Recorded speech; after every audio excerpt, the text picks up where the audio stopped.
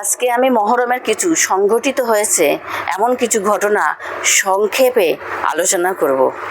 আশুরার দিন পরম করুণাময় আল্লাহ তাআলা পবিত্র মাহফুজ ও যাবতীয় জীব সৃষ্টের পয়দা এই দিনই করেছেন।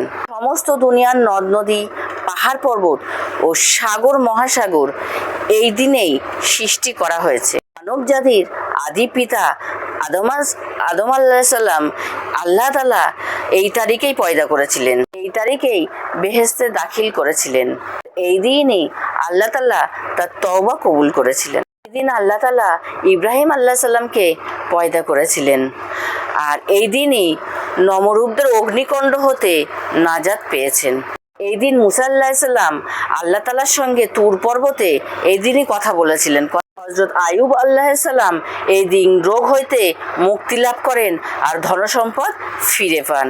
এদিন আল্লাহ তাআলা হযরত ইউনুস আলাইহিস সালামকে মাছের পেট থেকে উদ্ধার লাভ করেছিলেন। হযরত ইয়াকুব আলাইহিস সালামের প্রিয় পুত্র ইউসুফ আলাইহিস সালাম বহু শোক তাপ করার পরে এই দিনই ফিরে পেয়েছিলেন। এই দিন দুর্দান্ত জালেম ও নাফরমান ফিরআউনের কবল হইতে রক্ষা পাওয়ার জন্য আল্লাহ তাআলা এই দিন ইসরাইল আলাইহিস সালামের কুলজুম দরিয়ার রাস্তা তৈরি করে দিয়েছিলেন। এই দিন হযরত দাউদ আলাইহিস সালামের গুনাহ মাফ হয়েছিল। আর এই দিন হযরত ঈসা আলাইহিস সালাম পৃথিবীতে আগমন করেছিল এবং এই দিন তাকে আসমানে উঠিয়ে নেওয়া হয়েছিল।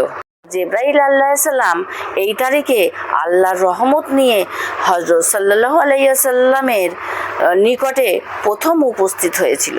আর এই দিন সর্বপ্রথম আল্লাহ তাআলা পৃথিবী সৃষ্টি করেছেন আর আসমান হতে সর্বপ্রথম বৃষ্টি নাজিল করেছে।